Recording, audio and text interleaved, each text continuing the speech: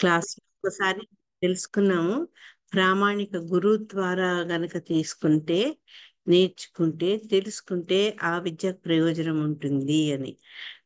అయితే మనందరికీ ప్రామాణికమైన గురువు స్థానంలో ఉన్నవాడు ఆ బలరాముడు. నిన్న మనం ఆయన గురించి శ్లోకం చదువుకోలేదు.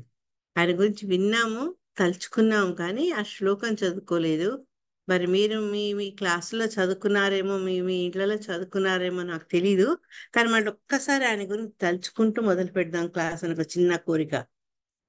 మీరు జస్ట్ నా ఇంకా మీరు కూడా చదవచ్చు. ఇది బలదేవుని ప్రణామం.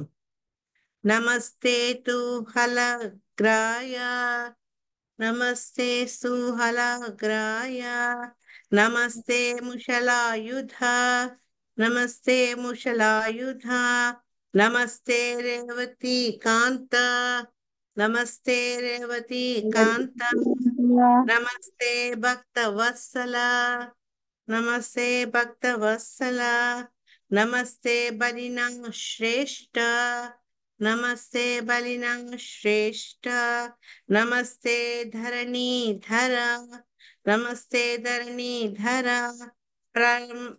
ప్రలంభారే ప్రలంభారే, నమస్తే తు పాహి మాం కృష్ణ పూర్వజ, నమస్తే తు పాహి మాం కృష్ణ పూర్వజ.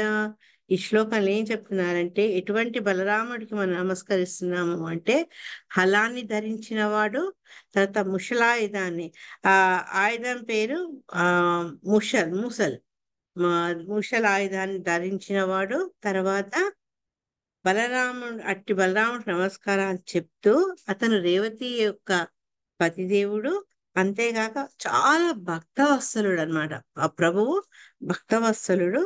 తర్వాత ఆ ధరణిని కూడా ధరించినాడు. నిన్న మనకు అనురాధ వ్రజగోపి మాత చెప్పింది కదా, ధరణిని ధరించినాడు. అటువంటి ఏ బలరాముడు ప్రలంబాసురుణ్ణి ఆయన దండించారు. తర్వాత మనందరికీ కూడా రక్షణ ఇచ్చేవాడు. ఆయన ఎవరు? కృష్ణుడికి పూర్వజుడు, కృష్ణుడికి సోదరుడు, పెద్దన్నగారు. అటువంటి దావుజీని మళ్ళొక్కసారి తలుచుకుంటూ నమస్కారం చెప్పుకుంటూ మనం ఈరోజు క్లాస్లో పడ్డాం. నిన్న మనం ఏం చదువుకున్నాము? 20వ అధ్యాయము సాందీపుడు ఎందుకు వచ్చాడు, మైత్రేయుడికి విదురుకి మధ్య ఉండే సంవాదం అని తెలుసుకున్నాం. దాంట్లో మొదటి 8 శ్లోకాలు శౌనక ఋషి శౌనకాది ఋషులు సూతుడిని అడిగే ప్రశ్నలు అన్నమాట. వాళ్ళు ఏం ప్రశ్నలు అడిగారు? విదురుడు గురించి తెలుసుకోవాలి అనుకున్నారనమాట. అందుకని వాళ్ళు ముందు మనువు గురించి అడిగారు, తర్వాత విదురుడు గురించారనమాట. మనువు గురించి ఎందుకు అడిగారంటే, ఎప్పుడైతే స్వామి వరాహ రూపం దాల్చి భూమిని రక్షించి భూదేవిని ఆమె కక్షలో ప్రవేశించిన తర్వాత ఈ స్వయంభూ మనవు ఏం చేశాడు అనే విషయాలు తెలుసుకోవాలన్న ఆసక్తి వాళ్ళు అక్కడ ప్రదర్శించారనమాట.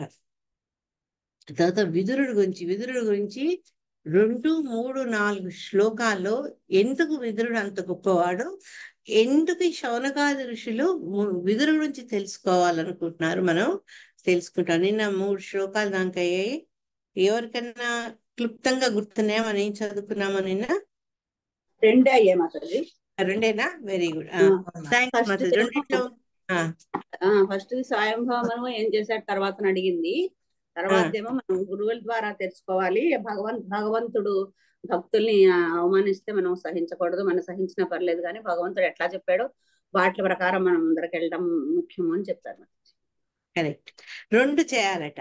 ఒకటి, భగవంతుణ్ణి గాని భగవంతుని భక్తుల్ని గాని ఎవరన్నా కించపరిస్తే, దుర్భాషలాడితే శక్తి ఉంటే నువ్వు ఎదుర్కోవాలి. శక్తి లేదనుకో అక్కడి నుంచి తప్పుకోవాలి. అంతేగాని అక్కడ నీచొని వాళ్ళు మాట్లాడుతున్నవన్నీ మనం విని దానివల్ల మన మైండ్ని కల్పిట్ చేసుకోకూడదు, కరెక్ట్ చేసుకోకూడదు. అది అన్నమాట మనకు ఆచార్యులు చెప్పేది. నీకు శక్తి ఉందా? శక్తి అంటే ఏంటి? భుజబలం కాదు, శాస్త్ర పరంగా నువ్వు చెప్పింది తప్పు, ఇది మా స్వామి గొప్పతనం ఇది అని నువ్వు గనక కన్విన్స్ చేసేటట్టు గట్టిగా చెప్పగలిగితే ఎదురు తిరిగి పోట్లాడు. భగవంతుడు కానీ భగవంతుడు భక్తుల గురించి, ఉదాహరణకు గోపికల గురించి తెలియని వాళ్ళు అవాక చౌకులు మాట్లాడచ్చు. కానీ గోపియల యొక్క గొప్పతనం, అటువంటి గోపిలకు చైతన్య మహాప్రభు దాసోహం అని వాళ్ళ యొక్క పాద ధూళిని తీసుకోవాలనుకుంటున్నారే. తర్వాత ఈయనెవరు, మన ఉద్ధవుడు కూడా వందే నందవర శ్రీనామని అంటే అంత గొప్ప భక్తుల గురైనటువంటి గోపికల గురించి తుచ్చమైన మాటలు మాట్లాడుతున్న వాళ్ళను మనం ఏం చేయాలి, శాస్త్రపరంగా ఓడిచింది చూడాలి, లేకపోతే మనం అక్కడి నుంచి తప్పించుకోవాలన్నమాట. అది మనకు రెండవ శ్లోకంలో ముఖ్యంగా చెప్పిన పాయింట్ అన్నమాట. 9 నుంచి 11 ఏమో బ్రహ్మ యొక్క విసర్గ గురించి, బ్రహ్మ యొక్క సృష్టి గురించి ఇక్కడ విదురుడు మైత్రేయిని అడుగుతాడు. సో ఫస్ట్ కాన్వర్సేషన్ లో శౌనక ఋషి సూతుడిని అడుగుతారు. రెండవ దాంట్లో విదురుడు బ్రహ్మ యొక్క సృష్టి గురించి మైత్రేయుడిని అడుగుతారనమాట. నిన్న చెప్పినట్లు మళ్ళొకసారి చెప్తా. ఈ విదురుడు మైత్రేయుడి యొక్క సంభాషణ, డైలాగ్, సంవాదన జరుగుతూనే ఉంది. మధ్యలో ఈ మనువుల ప్రసక్తి రావడము, వచ్చినప్పుడు మనువు ఎట్లయితే బ్రహ్మను ప్రార్థించడం, తనకు ప్రదేశాన్ని ఇవ్వమని ఆ మునిగిపోయిన భూగోళాన్ని మళ్ళా ఉద్ధరించేందుకు స్వామి ఏ రకంగా వరాహ అవతారం ఎత్తారు, అవన్నీ ఆ డిస్కషన్ లో మనకేంటంటే సడన్ గా మనకు డీవియేట్ అయినట్టు అనిపిస్తుంది. కానీ అది ఆ సందర్భానుసారంగా ఆ రకమైన కథనాన్ని చెప్పడం జరిగిందనమాట. అక్కడ విదురుడు గురించి మనం కొన్ని ఇంపార్టెంట్ విన్నాము. అంతకంటే ముందు మరొకసారి ఒక్క బ్రహ్మ ఒక దినాల్లో ఎంతమంది మనువులు ఉంటారని విన్నాము మనము. ఒక్కొక్క మనువు యొక్క కాల పరిమితి ఎంత అని విన్నాం. అది ఎవరికైనా గుర్తుందా? అది ఇంకా డీప్ గా వెళ్ళాను, ఆ షార్ట్ గా అది 14 మంది మనవులు Mataji. Yes Mataji, thank you. తర్వాత ఒక్కొక్క మనువు ఒక కాల పరిమితి 72 సంవత్సరాలు, సూర్యమాన సంవత్సరాలు. 72 ఏంటి, చతుర్యుగాలని. చతుర్యుగాలకి మనమే బతుకుతున్నాం, అందరు బతుకుతున్నాం. ఇది 72 సూర్యమాన సంవత్సరాలు ఏంటా అని చూస్తున్నాను. 43,20,000 ఇంటూ అసరాని వాళ్ళు నన్ను పరీక్షిస్తున్నారు, మాతాజీ సరిగ్గా ఇంటుందా లేదా. లేదు మాతాజీ, మేమే రాంగ్ అయిపోయాను. కాదు, నో ప్రాబ్లం. కరెక్టే మాతాజీ, 72 దివ్య యోగాలు, అలా గుర్తుపెట్టుకోండి. దివ్య యోగం, అది దివ్య యుగాలు. ఓకే. రెండో శ్లోకంలో మనం విదురుడు గురించి అతని యొక్క విశేష లక్షణాలు ఏం తెలుసుకున్నాం. ఎప్పుడైతే భగవంతుడిని గౌరవించలేనటువంటి స్థలంలో ఉండకూడదు అనేది ఆయనకి తెలుసు, అందుకే అక్కడ నుండి వెళ్ళిపోయారు. అంటే దుర్యోధనుడు అవమానించారు కదా కృష్ణుడిని, అందుకని ఆయన అక్కడ నుండి వెళ్ళిపోయారు. మీరు ఎంత కరెక్ట్ పాయింట్ పట్టుకున్నారంటే, శిలా ప్రభుపాదుల వారి పర్పోట్లో అన్నిటికంటే ఈ పాయింట్ ఎక్కువ స్ట్రెస్ చేస్తారు. అఘవాన్ అంటే ఎక్కడైతే భగవంతుని పట్ల అమర్యాద ప్రదర్శించారో అటువంటి ప్రదేశంలో ఉండకూడదు. ఆ పాయింట్ మీ అందరిలో చాలా బాగా వచ్చేసింది. ఇంకా కొన్ని పాయింట్స్ చెప్పండి.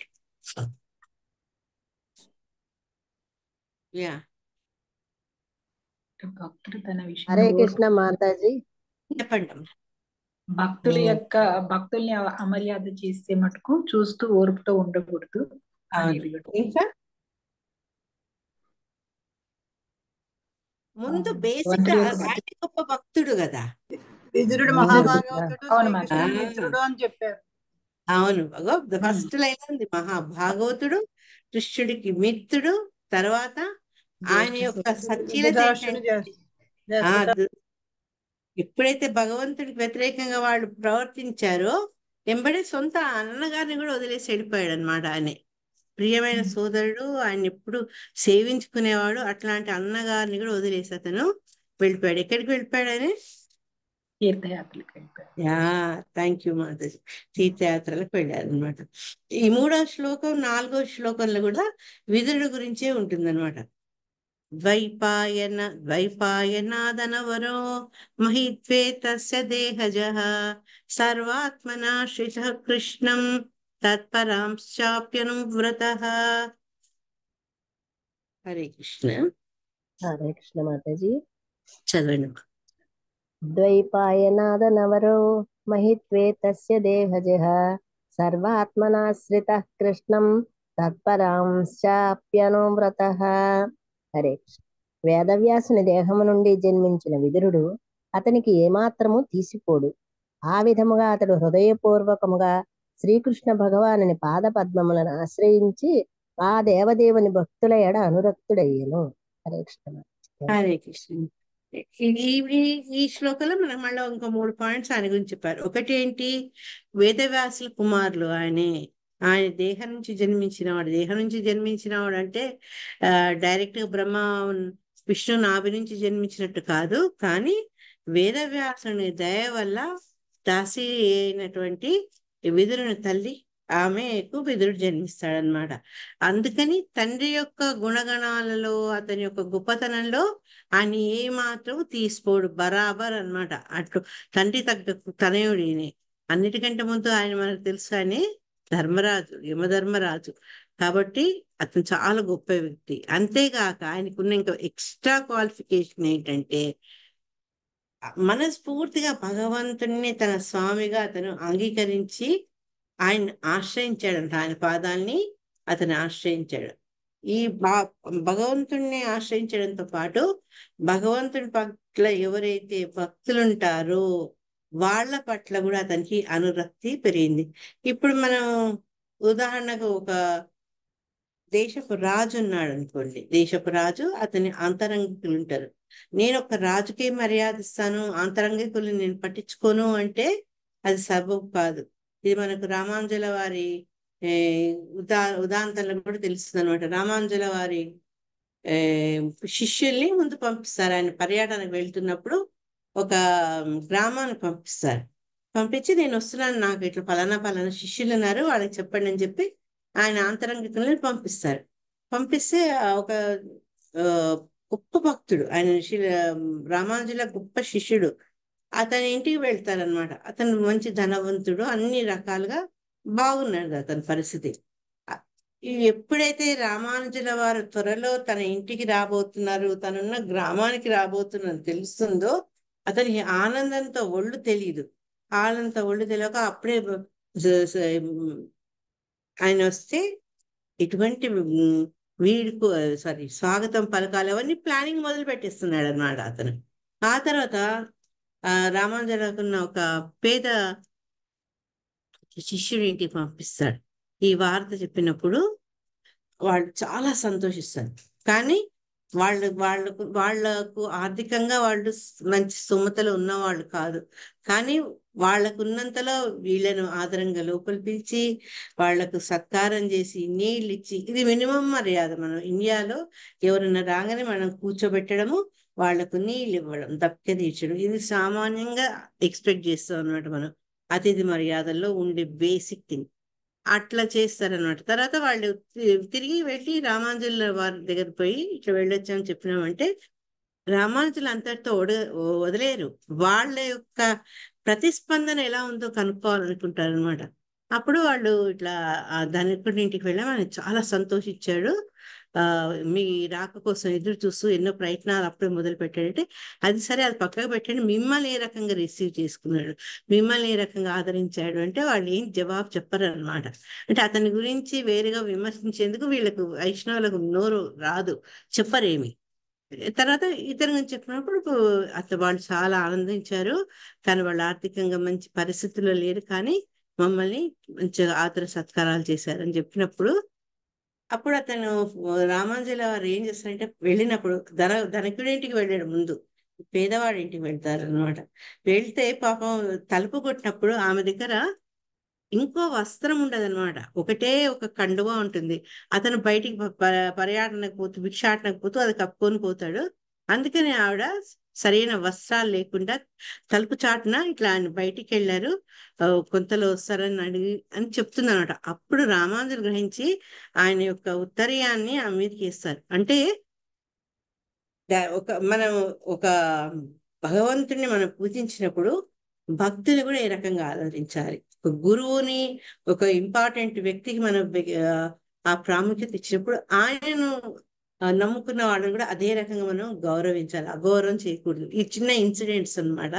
సో అందుకే ఈ విదురుడికి ఆ భగవంతుడి భక్తుల పట్ల కూడా అటువంటి అనురక్తి కలుగుతుందన్నమాట. ఇక్కడ శిలా ప్రభుపాదుల వారి భాష్యంలో విదురుడు గురించి చెప్పారు.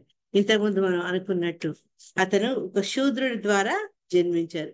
అది మనకు తెలుసు. ఎట్లా అంటే అంబాలిక వీళ్ళను సత్యవతి సంతానం లేకుండా ఈ వంశం ఏమైపోతుందని బాధపడి ఆ ఇద్దరు కోడళ్లను పంపిస్తే ఒక ఆవిడేమో తన యొక్క వ్యాసుని యొక్క రూపాన్ని చూసి ఇష్టపడక కళ్ళు మూసుకుంటుంది. అందుకని ఆమెకు అంధుడైన ధృతరాష్ట్రుడు జన్మించడము. రెండవ ఆవిడ ఏంటంటే ఇతని యొక్క ఆజాను బాహు జడలు కట్టుకున్న దేహం ఇవన్నీ చూసి భయపడిపోయి భయానికి పాలిపోతుంది అనమాట. ఆ అయ్యేటప్పటికి అతనికి ఆవిడ పాండురాజు పుడతాడు. అప్పుడు సత్యవతి బాధపడుతుంది. అదేంటి, నేను ఇంత పెద్ద కురువంశానికి వంశోద్ధారకుడు కావాలంటే ఇలా జరిగింది అని ఇంకొకసారి అడుగుతుంది అనమాట వేదవ్యాసుని. అప్పుడు అతను సరే తల్లి మాట కాదలేడు. కానీ వీళ్ళిద్దరు ఏంటంటే అతని దగ్గర వెళ్ళరు, దాసిని పంపిస్తారు. దాసి చాలా ఉత్తమరాలు, ఆమె ఎంతో భక్తితోటి ఆయన సేవిస్తుంది అనమాట. దాని ఫలితంగా వాళ్ళు ఆ శూద్రాలకి విదురుడు జన్మిస్తాడనమాట. కాబట్టి ఈ శూద్ర సంతానమైనప్పటికీ కూడా విదురుడు వ్యాసదేవునితో సమానమైన వాడు అని చెప్తున్నారనమాట. చెప్పి నారాయణ అవతారము సమస్త వేదవాంగం రచించిన వాడు గొప్ప జనకుడు. వేదవ్యాసుడు మనకు తెలుసు, లిటరరీ ఇన్కార్నేషన్ అంటారు ఆయన్ని. అంటే భగవంతుని యొక్క ఆ అంశతో, భగవంతుని యొక్క అవతారం అనమాట ఆయన. ఆ అవతారం కాబట్టి ఇంత గొప్ప వేదాలన్నింటినీ ఏవైతే స్వామి నుంచి ఉద్భవించాయో వాటన్నిటికి రూపం ఇచ్చారని వేదవాంగ్మయం రచించాడు. కాబట్టి అటువంటి ఆ వ్యాసుని యొక్క కుమారుడు చాలా గొప్ప వ్యక్తి అని శిలా ప్రభుపాద చెప్తున్నారు అనమాట. ఆయనకి ఎవ్వరు అన్య దేవతలను ఆశ్రయించకుండా కేవలం శ్రీకృష్ణ భగవాన్ని ఆరాధ్య దైవంగా ఆశ్రయించారు. ఆయన ఉపదేశాలను ఆయన ఎప్పుడు కూడా పాటించేవాడు. అది కూడా మొక్కుబడిగా కాదు, హృదయపూర్వకంగా అని చెప్పారు. 4వ శ్లోకంలో ఇంకా కొన్ని లక్షణాలు విదురుడి గురించి చెప్పారనమాట. సారీ. కిమన్వా పృచ్చన్మైత్రేయం విరజాస్తీర్థ సేవయా ఉపగమ్య కుశావర్త ఆసీనం తత్వవిత్తమం. హరే కృష్ణ. హరే కృష్ణ. హరే కృష్ణ మాతాజీ. హరే కిమన్వ పృచ్ఛన్మైత్రేయం విరజాస్తీర్థసేవయా ఉపగమ్య కుశావర్త ఆసీనం తత్వవిత్తమం. తీర్థయాటనము కావించుచు సమస్త కల్మషము నుండి పవిత్రుడైనట్టి విదురుడు చివరకు హరిద్వారమును చేరి అచ్చట తత్వవిత్తు అగు ఋషిని కలిసి విచారణ కావించెను. కనుకనే విదురుడు ఇంకనూ మైత్రేయుని ఏమి ప్రశ్నించెను అని సౌనక ఋషి అడిగింది. హరే కృష్ణ. హరే కృష్ణ. దీనికి శిల ప్రభుపాదుల వారు 1.5 పేజ్ పర్పోర్ట్ రాశారు. దాంట్లో ఆయన చెప్పింది ఏంటంటే ముఖ్యంగా ఒకటేమో విదురుని యొక్క క్యారెక్టర్, ఆయన యొక్క వ్యక్తిత్వం, ఉన్నతమైనటువంటి వ్యక్తిత్వం అని చెప్పుకుంటూ ఫస్ట్ లైన్ ఉన్న ఆఖరి పదం విరజా తీర్థ సేవయ అంటే అది ఎటువంటి భౌతిక కల్మషాలు లేనటువంటి విదురుడు తీర్థాటనం వల్ల, అంటే తీర్థాటన చేస్తూ ఆయన లాస్ట్ కు ఆ తీర్థయాత్రలో చివరగా హరిద్వారానికి వెళ్ళి, దాని కుషావర్త అని పేరు కూడా ఉందట హరిద్వారానికి, అక్కడ వెళ్ళి ఆయన మైత్రేయుల్ని కలిశారనమాట. సో ఇక్కడ మనకి ఇంపార్టెంట్ పాయింట్ ఏంటంటే విదురుడి యొక్క వ్యక్తిత్వం, అతని భౌతిక కల్మషాలకు రహితుడు. ఇంకోటి ఈ తీర్థాటన అనేది ఎందుకు అంత ఇంపార్టెంట్, ఈ విషయాన్ని మళ్ళొకసారి శిల ప్రభుపాదుల వారు చెప్పారనమాట. చెప్తూ మన సౌభాగ్యం వల్ల భారతదేశంలో ఏంటంటే 1, 2 కాదు తీర్థస్థానాలు, వందలాది తీర్థస్థానాలు ఉన్నాయి. ఉత్తరంలో, దక్షిణంలో, తర్వాత పశ్చిమంలో, ఇంకోటి ఏంటి ఉత్తర దక్షిణ తూర్పు పడమర అన్ని చోట్ల ఏదో ఒక గొప్ప తీర్థాలు ఉన్నాయి. అవి మన చార్ధామ్ చూసుకోండి, పైన ఉత్తరాఖండ్ లో 4 చార్ధాములు, మన దేశంలో 4 మూలలు ఉన్న 4 చార్ధాములు, 108 దివ్య క్షేత్రాలు, వైష్ణవ క్షేత్రాలు, తర్వాత గొప్ప గొప్ప శివక్షేత్రాలు, ఈ రకంగా ఎక్కడెక్కడికి పోయినా వందలాది తీర్థస్థానాలు ఉన్నాయి. తీర్థస్థానం మెయిన్ ఎందుకన్నారు అంటే అవి ఆ ఆలయాల పక్కన, అంటే నది ఒడ్డుల పక్కనో సముద్రం ఒడ్డున పక్కనో ఎక్కడో ఆ గుళ్ళు ఉంటే అది ఒక రకం. కొన్ని ఏంటంటే అట్లా లేనప్పుడు వీళ్ళే కొలనులు తవ్వి, తర్వాత అక్కడ చెరువులు తవ్వి అట్లా కూడా వాటి ఒడ్డున గుళ్ళు స్థాపింపబడినవి కూడా ఉన్నాయన్నమాట. ఈ రకంగా చూసుకుంటే ప్రతిదీ ఒక గుడి సమీపంలో ఒక కొలను ఉండడం, లేకుంటే ఒక వాటర్ బాడీ ఉండడం సర్వసాధారణం. కాబట్టి వాటిని భగవంతుడి యొక్క భగవంతుడితో సంబంధించిన ప్రతి ప్రదేశాన్ని కూడా ఆ పవిత్రత ఆపాదిస్తూ తీర్థస్థానంగా వాటిని పేర్కొంటారు అనమాట.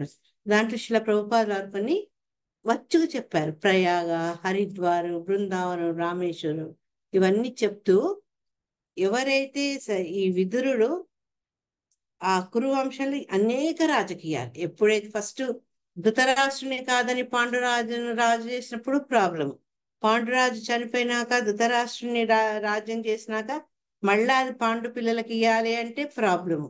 తర్వాత వాళ్ళకి అర్ధరాజ్యాన్ని ఇచ్చి వాళ్ళు చాలా వైభవంగా చేసుకొని వాళ్ళు రాజసూయాగం చేసుకొని ఆ మయసభ నిర్మాణం ఇవన్నీ చూసి మళ్ళా ప్రాబ్లం. ఈ రకంగా ఏంటంటే ఆ కుటుంబంలో ఎప్పుడు ఏవో సమస్యలు అంత మంత్రాంగాలు, కుటిల నీతులు ఇవన్నిట్లో విసిగిపోయి ఎప్పుడైతే బయటికి వెళ్ళిపోయారో విదురులు, ఇంకా ఆయన ఆ ప్రదేశంలో ఉండదలుచుకోలేదు. ఇటువంటి జీవితాన్ని నేను గడిపాను, ఇప్పుడు నేను పునీతుడిని చేసుకోవాలి అని చెప్పి ఆయన తీర్థయాత్రలకు వెళ్ళారు. అంటే ఆయన ఆదర్శంగా తీసుకొని మనం కూడా శిల ప్రభుపాదుల వారు ఏమన్నారంటే ఎప్పుడైతే బాధ్యతలు తీరుతాయో అప్పుడు వ్యక్తులు దాన్ని ఇంకా ఇంట్లో ఉండకుండా మన శక్తి అనుసారం తీర్థయాత్రలకు వెళ్ళాలి అని చెప్పారు అనమాట.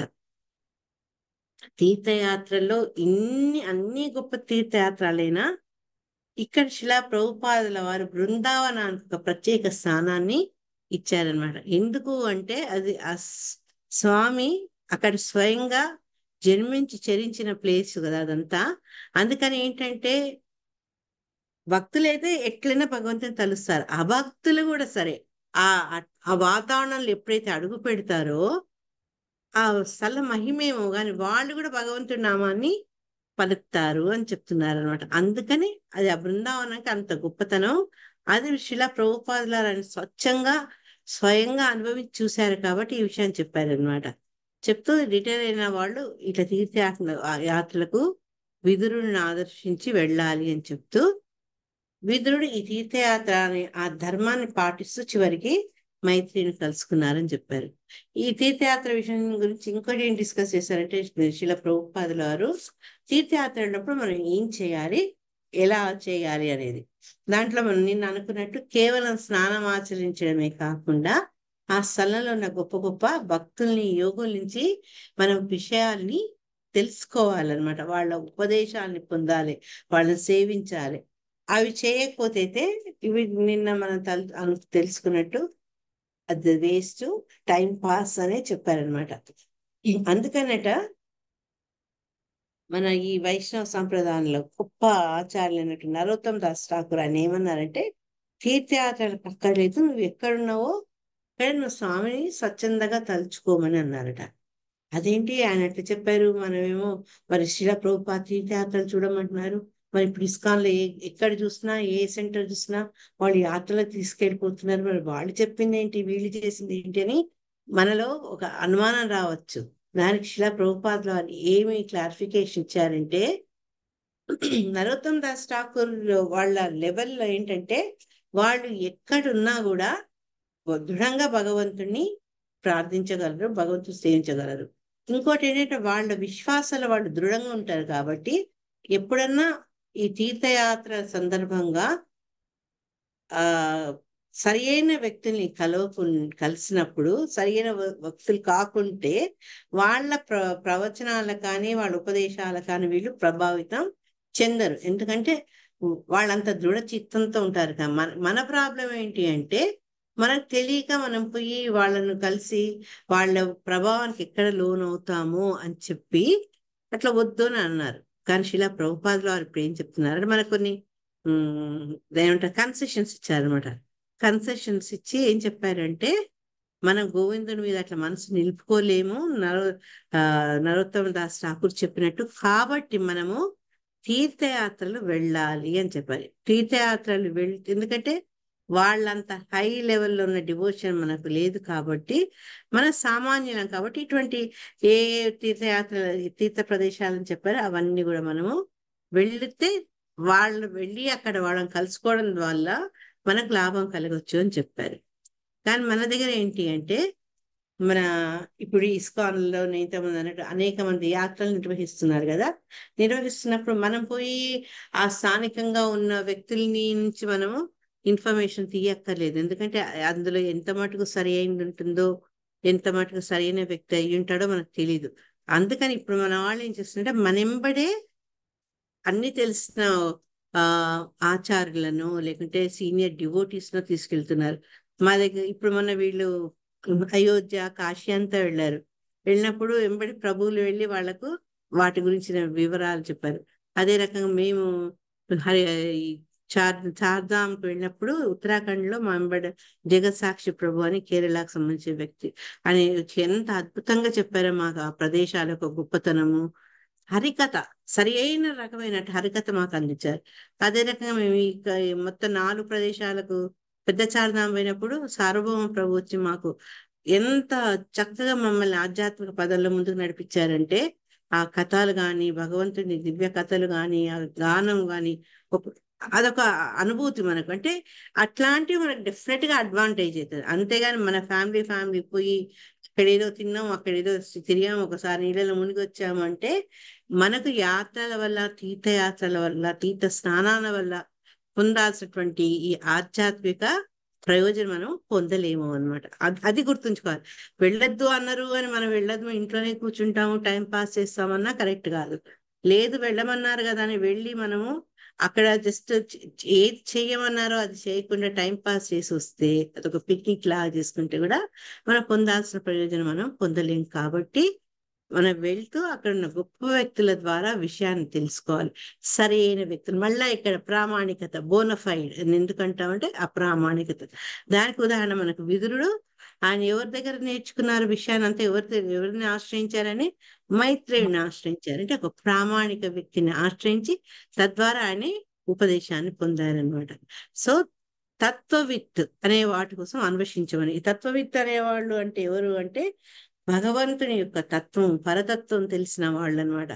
అటువంటి వాళ్ళు మనని కరెక్ట్ గా మార్గదర్శకం చేయగలుగుతారు. కాబట్టి ఎవరు మనకు సరి అయిన రకంగా మార్గదర్శకం ఇస్తున్నారో వాళ్ళనే, ఆ వివేకాన్ని మనం ఉపయోగించి వాళ్ళని ఆశ్రయించాలి అని చెప్తున్నారు. అప్పుడు మనం ఎప్పుడైతే సరైన పద్ధతిలో సరైన వ్యక్తిని ఆశ్రయిస్తే మన ప్రయత్నాలని సఫలీకృతం కావచ్చు.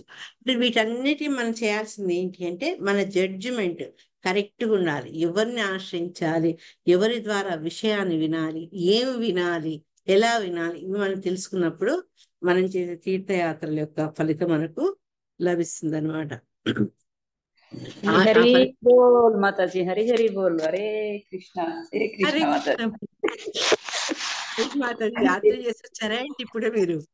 అవును మాతాజీ, యాత్రకు వెళ్ళాం. మీ రియాక్షన్ సారీ. అయితే ఏం ఫలితాలు అంటే ఈ మన సమస్త కల్మషాల నుంచి మనం విడిపడతామని. కల్మషాలు అంటే ఏది మన డేటాలు తీసుకొని తుడుచుకోడు కాదు, మనలో ఉండే ఎన్నో జన్మల నుంచి మనలో ఉండే వాసనలు, ఆ కల్మషాల నుంచి మనకు విడిపడే అవకాశం మనకు లభిస్తుంది అనమాట. అద్భుతంగా ఉంది మాతాజీ, ఎంత అద్భుతంగా చెప్పారు మాతాజీ మీరు. ఎలా ఉంది అంటే ఆ టేస్ట్ ఎంత ఆస్వాదించలేము మాతాజీ. హరే కృష్ణ. ఎనీవేస్, అయితే ఇక్కడ ఏం చెప్తున్నారు అంటే ఈ మన సమస్త కల్మషాల నుంచి మనం విడిపడడం కాకుండా అటువంటి తత్వవిత్తులను ఆశ్రయించడం ద్వారా మనకు భగవంతుని అంటే కృష్ణునికి సంబంధించిన విజ్ఞానం మనకు లభిస్తుంది అనమాట. ఆ ప్రయత్నం కనుక మనం చెయ్యాలని శ్రద్ధగా అనుకుంటే దానికి భగవంతుడు సహాయపడతాడు అని మనకు శిలా ప్రభుపాద్ చెప్తూ చెప్తూ ఆయన చైతన్య చరితామృతాల్లో ఉన్న ఒక శ్లోకాన్ని మన గుర్తుకు తీసుకొస్తారనమాట. అంటే మనకి తత్వాన్ని, భగవత్ తత్వాన్ని చెప్పగలిగే గురువును భగవంతుడే మనకు తీసుకొస్తాడనమాట. బ్రహ్మాండ భ్రమితే కోన భాగ్యవాన్ జీవ గురు కృష్ణ ప్రసాదే పాయ భక్తిలత నిజ. అంటే మన కర్మల కొద్దీ ప్రతి జీవి వాళ్ళ కర్మలను అనుసరించి తిరుగుతూ ఉంటారు ఈ బ్రహ్మాండంలో.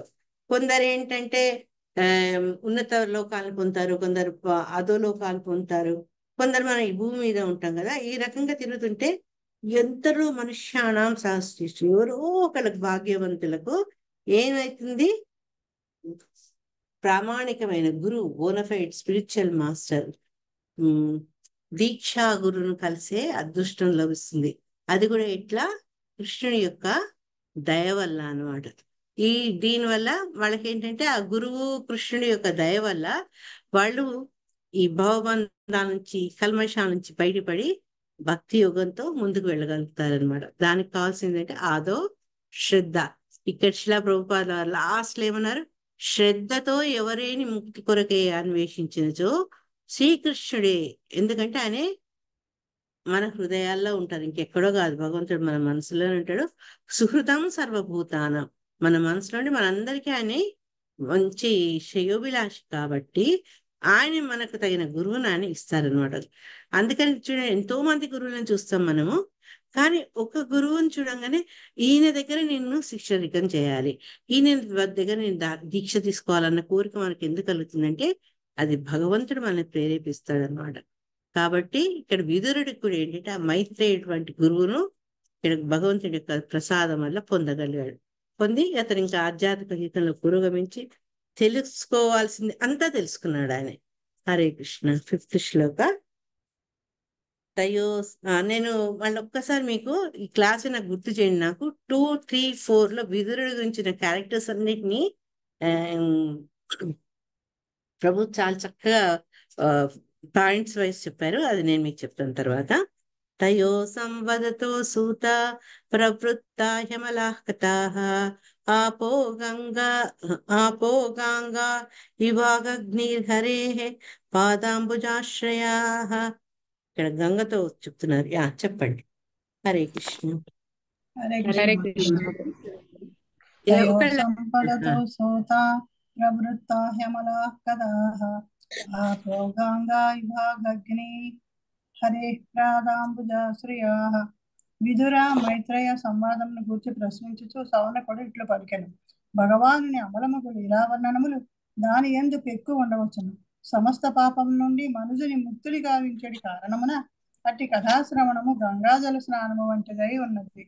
హరే కృష్ణ. హరే కృష్ణ. ఇది ఏంటంటే ఇది అండర్స్టూడ్.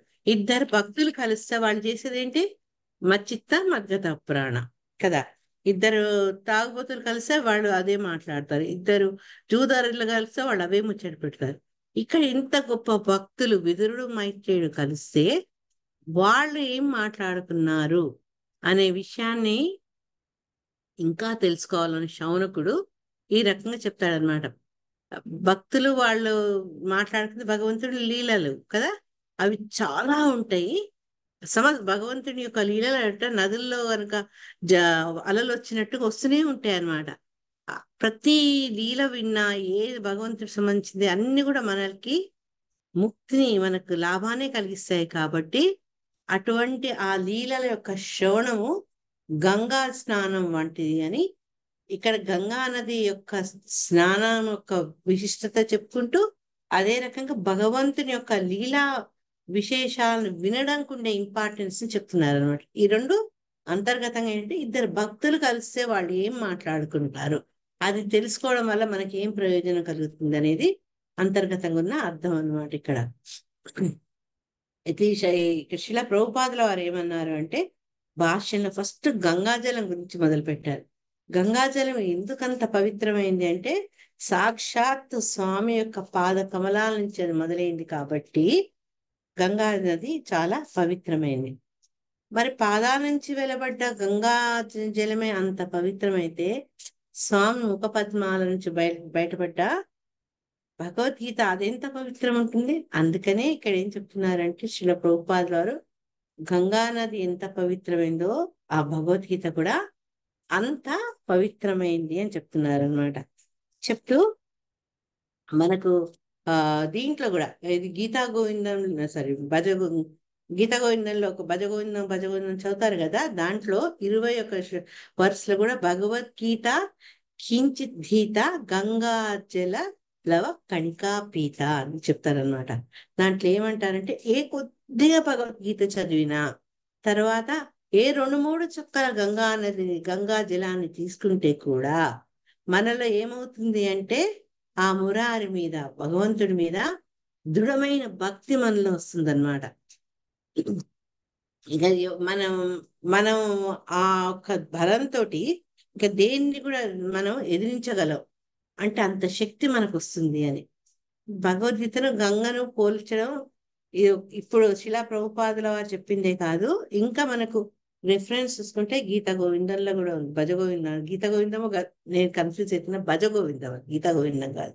అంతేకాక గీతా మహాత్మ్యంలో కూడా ఏమన్నారంటే త్రిభగం పటమానస్సు గంగా స్నానం లభేత్ అన్నారు. అంటే గీతలో 1/3 అంటే 1/3 చదివినా అంటే 6 అధ్యాయాలు చదివినప్పటికీ కూడా గంగా నదిలో స్నానం చేసే ఫలితం మనకు లభిస్తుందట. అంత అంటే గంగకు గీతకు ఉన్న సంబంధాన్ని చెప్పేందుకు మనకి 2-3 శాంపుల్స్ అన్నమాట. కానీ గంగాజలం ఎందుకు అంత పవిత్రమైంది అంటే మళ్ళీ శ్రీమద్ భాగవతంలోనే మనకు 12వ స్కందంలో చెప్తారు. మనకి ఎప్పుడు కోట్ చేసే శ్లోకం గంగా తర్వాత వైష్ణవుల్లో శివుడు అని చెప్పేది ఎవరికైనా గుర్తుంది ఆ శ్లోక? భాగవతం గురించి నిమ్నగానం యథా గంగా, అది 12వ స్కందం 13వ అధ్యాయం 16వ శ్లోకం. నిమ్నగానం యథా గంగా దేవానాం అచ్యుతో యథా వైష్ణవానాం యథా శంభుః పురాణానాం ఇదం తథా. ఇక్కడ ఎట్లా కంపేర్ చేస్తున్నారు అంటే ఏ నదులైతే అన్నీ ప్రవహించి సముద్రంలో కలుస్తాయో అటువంటి నదుల్లో అన్నిట్లో శ్రేష్టమైంది గంగా నది. తర్వాత అందరు దేవతల్లో అచ్యుతుడు ఆ కృష్ణ భగవానుడు అందరిలో అధికమైన వాడు. అదే రకంగా వైష్ణవుల్లో శివుడు శంభు అందరిలో అగ్రస్థానంలో ఉన్నవాడు, భక్తుల అగ్రస్థానం ఆయనకు.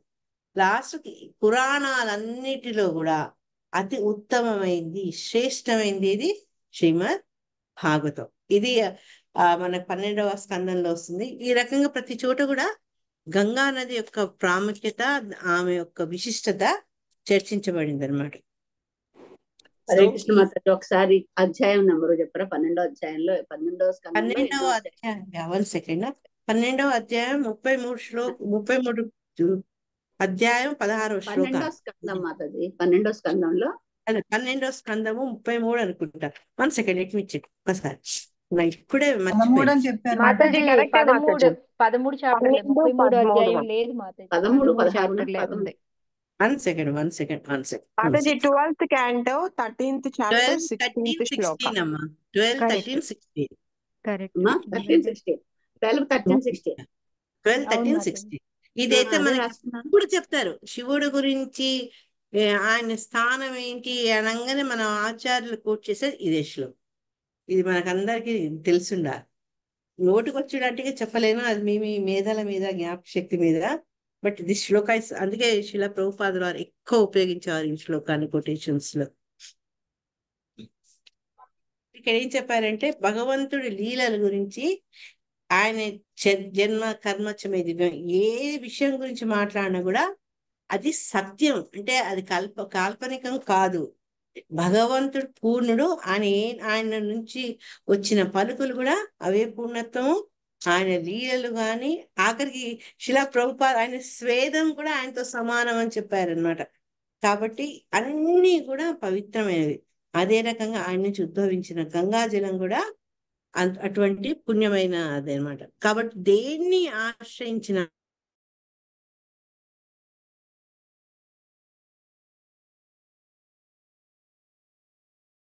కలిగి ఉన్నాయి కాబట్టి ఏదైనా సరే కృష్ణ సంబంధమైన విషయం ఏది చేసినా కూడా అది ఆధ్యాత్మనే ఉంటుంది.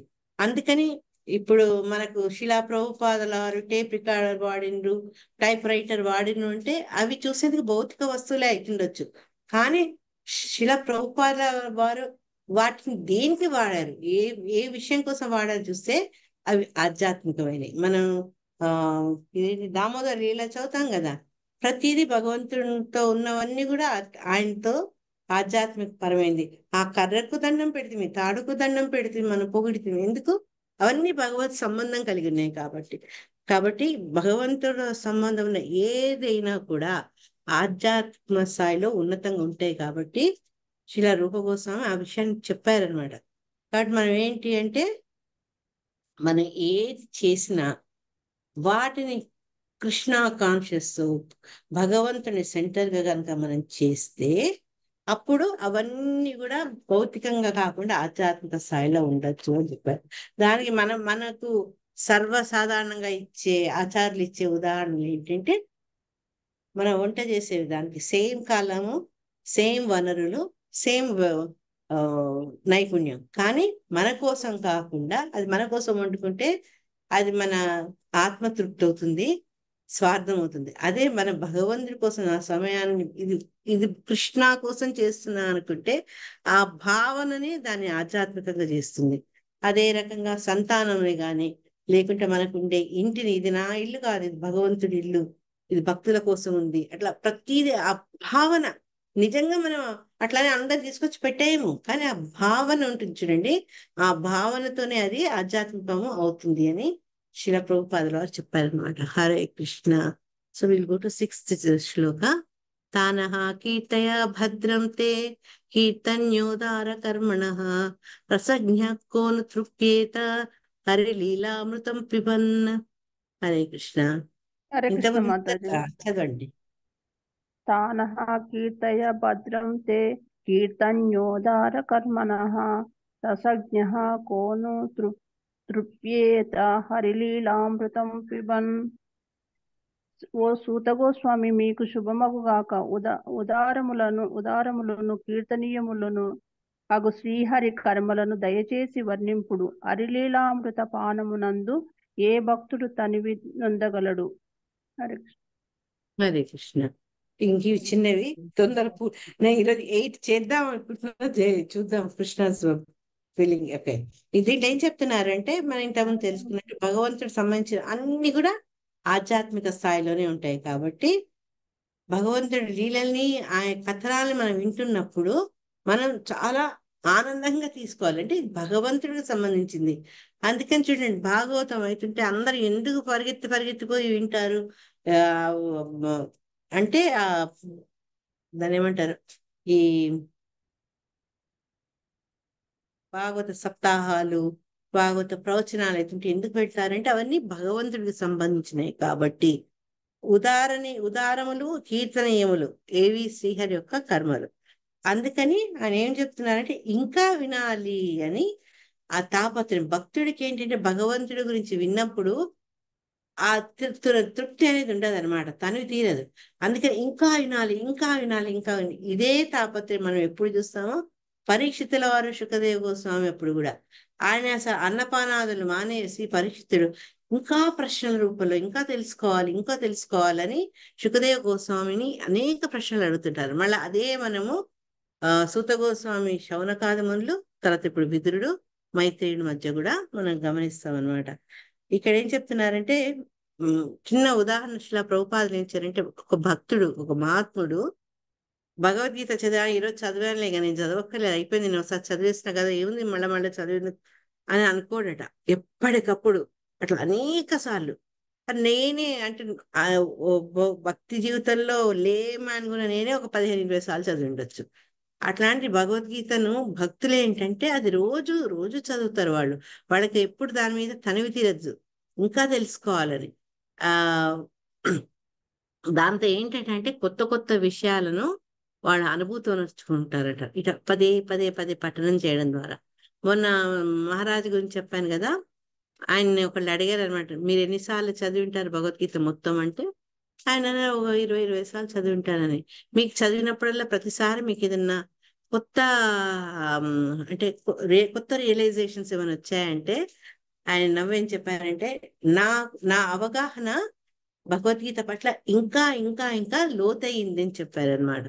సో భగవద్గీతను మనం ఎన్నిసార్లు చదివినా అది మనస్ఫూర్తిగా భగవంతుని యొక్క వాక్కులను ఆ భక్తితో గౌరవంతో చదివితే దాని భావన చెప్పదలుకున్న విషయం మనకు లోతుకు వెళ్తుంది అనమాట. అందుకని మహాత్ములు వాళ్ళు ఎన్నిసార్లైనా భగవద్గీత పఠనం మందు తనవినందరు అని చెప్తున్నారు. వాళ్ళకి నిరంతరం నిత్యం భాగవత సేవ, నిత్యం భగవంతుని యొక్క లీలాకథన శ్రవణం అంటే వాళ్ళకి ఎందుకు ఇంట్రెస్ట్ ఉంటే అందు. ఏవముగ్ర శ్రవా పృష్ట ఋషిభిర్నైమిషాయనైః భగవత్యర్పితాధ్యాత్మస్థానాః శ్రూయతామితి. నేను ఇక్కడ ఒక్కసారి మళ్ళీ స్ప్లిట్ చేసి చెప్తా. ఏవముగ్ర శ్రవా పృష్ట ఋషిభిర్నైమిషాయనైః, నైమిషాయన ఇక్కడ మళ్ళీ వచ్చింది, భగవతి అర్పిత ఆధ్యాత్మ స్థానాః శ్రూయతామితి. హరే కృష్ణ.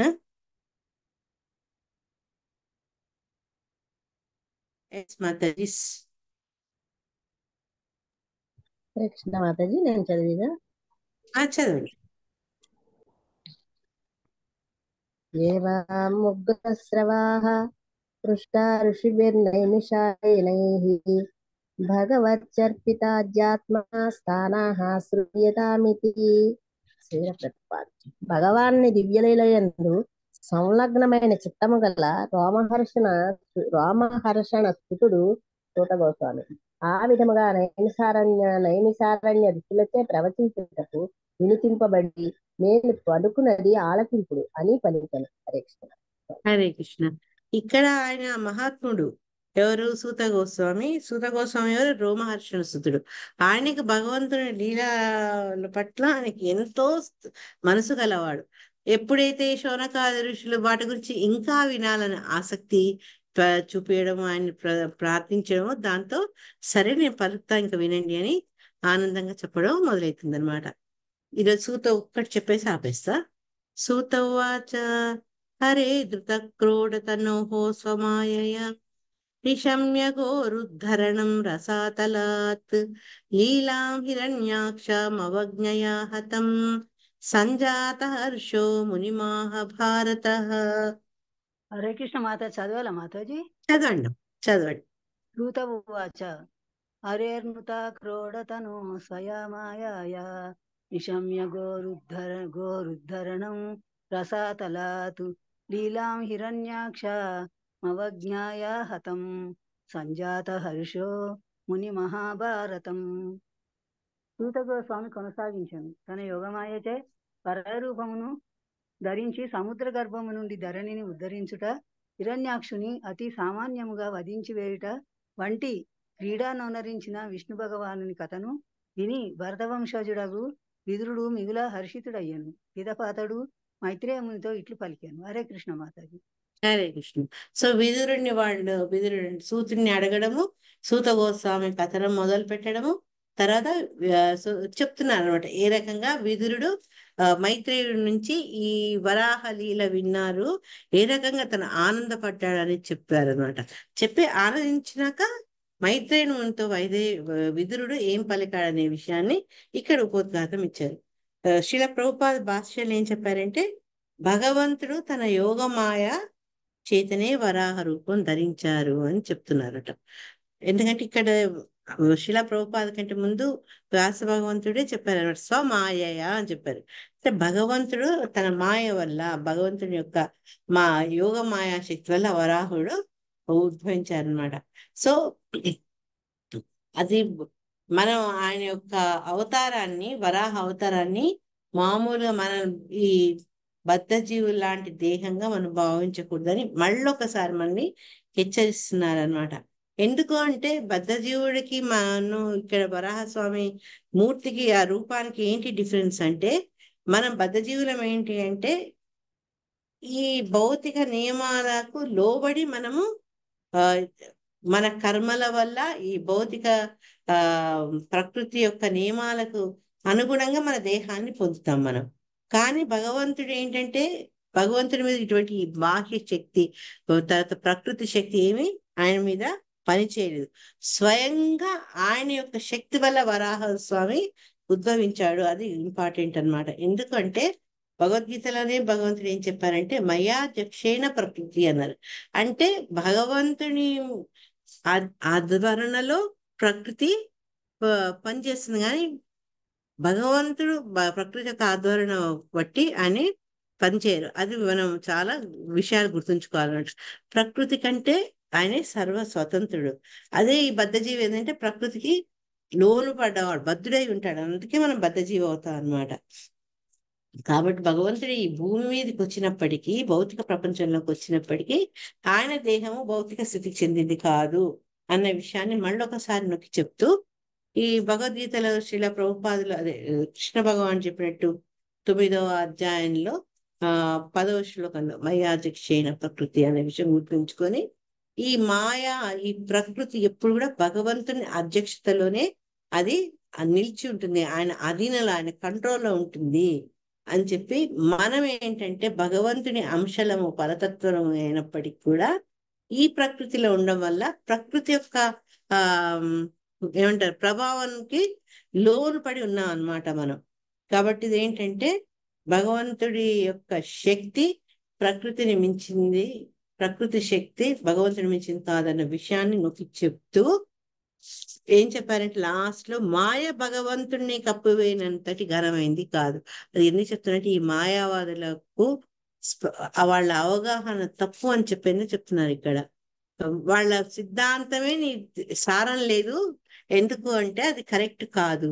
మాయ భగవంతుడితో కప్పివేయనంతటి ఘనమైంది కాదు అనగా ఆచ్ఛాద శక్తి బ్రహ్మం యొక్క అంశ పైననే పనిచేయను కానీ పరబ్రహ్మం పైన కాదు. అంటే అది పై నుంచే పనిచేస్తుంది కానీ భగవంతుడి మీద ఎటువంటి ప్రభావం చూపించదు. పరబ్రహ్మం అంటే ఆ సాక్షాత్ భగవంతుడు. అటువంటి ఎంతసేపు భగవంతుడి యొక్క తేజమైనటువంటి బ్రహ్మం మీద పనిచేస్తుందేమో కానీ భగవంతుడి మీద కాదు అని ఇక్కడ మళ్ళీ ఒక్కసారి చెప్తున్నారు. అంటే ఈ మాయావాదుల యొక్క ఆ సిద్ధాంతాన్ని కొట్టివేస్తూ భగవంతుని యొక్క అపార శక్తిని పరమశక్తిని ఇక్కడ మళ్ళొక్కసారి ఈ పర్పోర్ట్ ద్వారా శిలా ప్రభుపాదులు నిర్ధారిస్తున్నారు అన్నమాట.